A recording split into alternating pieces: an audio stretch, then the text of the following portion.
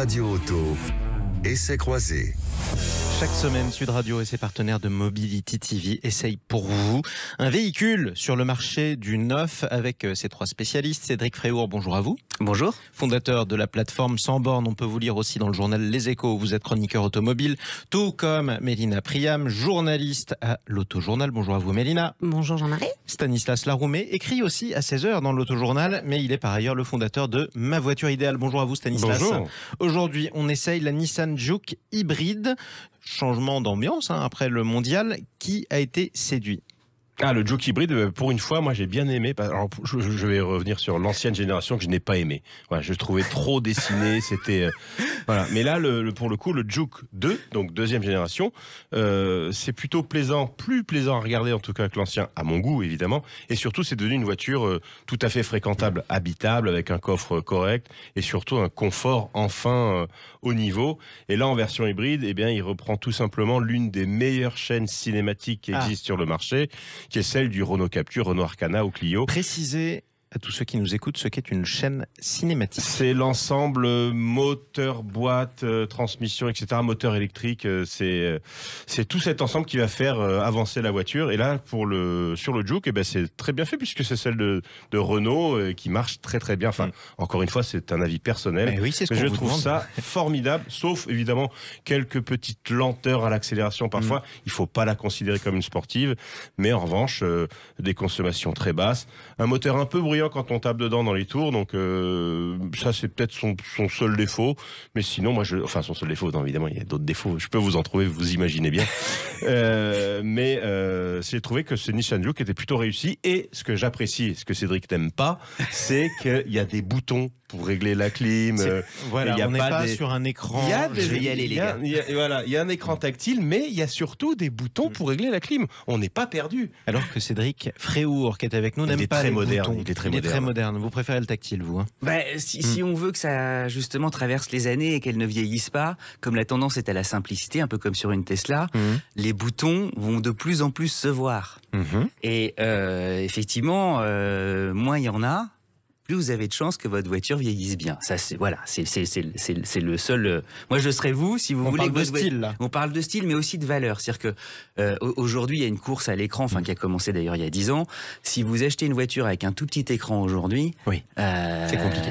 Bon courage. Et surtout si en plus elle est thermique et que tout devient électrique. Les gars, c'est juste un conseil commercial de base. Alors ça, c'était pour le logiciel, c'était pour l'interface. Mais Cédric. Non, juste un truc amusant. Stanislas a parlé du style du nouveau Juke. L'ancien Juke, c'est celui qui a installé justement le merveilleux chez Nissan. Pourquoi je dis ça? Nissan, on n'attend pas normalement un exploit en termes de design. C'est des voitures, c'est pas leur force de dire qu'elles sont plutôt banales.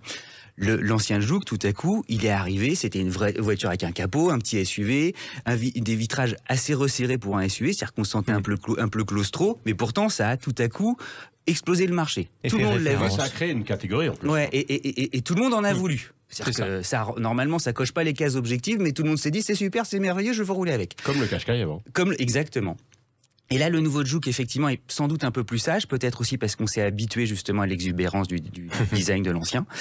Mais il n'en est pas néanmoins pas moins sympa, puisqu'effectivement, je rejoins parfaitement Stanislas. Merci. L'ensemble moteur-boîte est nickel. C'est sans doute, voilà.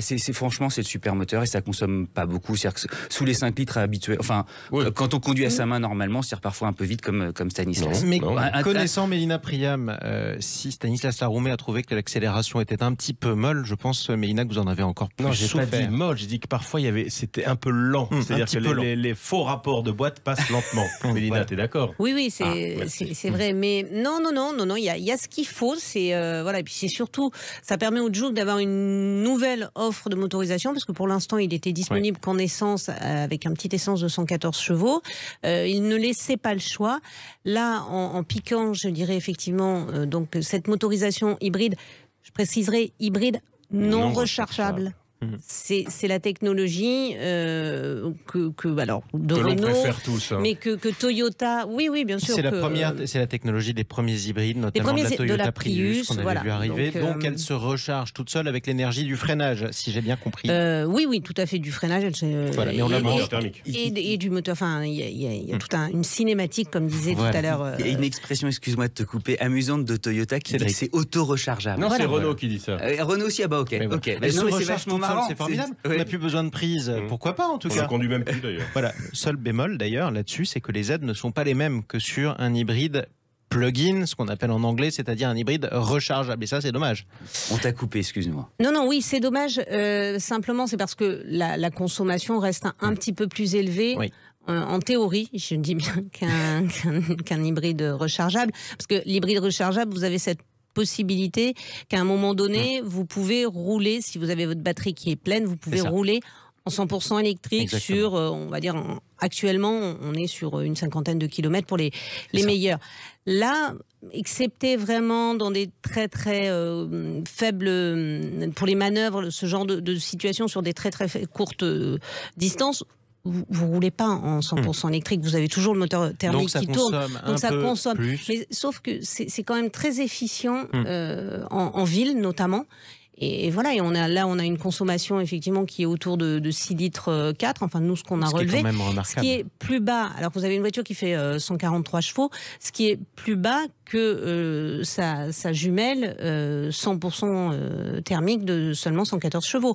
Donc oui, après le problème c'est que là on arrive à parce que la technologie coûte cher, c'est la même chose pour les concurrents. Il n'y a pas de, mais on arrive à ce qu'un Juke coûte 30 000 euros. 31 450 euros. Et du coup, le rapport qualité-prix, Stanislas Laroumet. Alors moi, ce que j'ai aimé aussi sur ce Juke, ce sont ses sièges avant qui sont remarquablement bien dessinés. Ah c'est vrai. Ah ouais, on est très bien assis. Ça maintient bien dans les virages et en plus c'est moelleux. Enfin, moi je trouve ça super. Ça pour le coup, j'ai trouvé ça très bien. C'est bien fini. Hein. J'aime beaucoup. C'est pas mal. J'aime beaucoup Stanislas parce qu'à chaque fois qu'il vous parle des sièges d'une voiture, on a l'impression qu'il vous décrit son salon. C'est formidable. Mais non, mais vous savez, quand on roule beaucoup, et ce qui est mon cas... Mais c'est bien normal. Et ben, les voitures, j'essaie de faire au moins 200-300 km avec. C'est pas beaucoup ça, mais bon. Non, mais c'est important. Voilà, être bien assis. Et j'ai des gros problèmes de dos. Ouais. Alors, je vais pas vous raconter ma vie, mais bon, voilà. Non, mais c'est vital. Et ça signifie quand même que vous vous sentez très bien. Ah, et après une longue route, vous vous sentez encore mieux. Donc Cédric confirme. Je confirme. C'est franchement. Donc on a le confort, on a la technologie, on a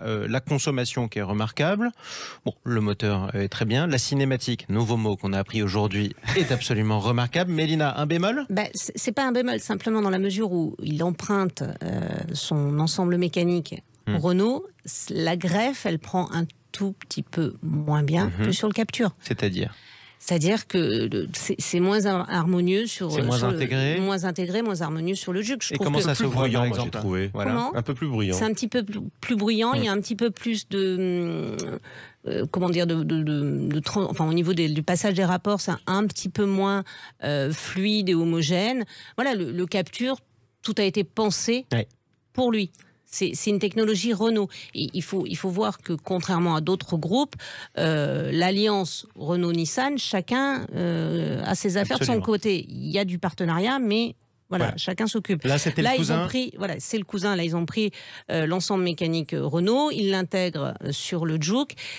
C'est un peu moins réussi. Un petit peu moins réussi, en tout cas, que le cousin Renault. Je peux dire une dernière chose. Une chose. La commande vocale marche très bien. Ah, ça c'est pratique. Ça, j'adore. Effectivement, c'est très important pour pas se retrouver à une autre destination que celle à laquelle on voulait se rendre. Merci Stanislas Laroumet, merci à vous Cédric Fréhour et Mélina Priam. On vous retrouve la semaine prochaine pour un nouvel essai.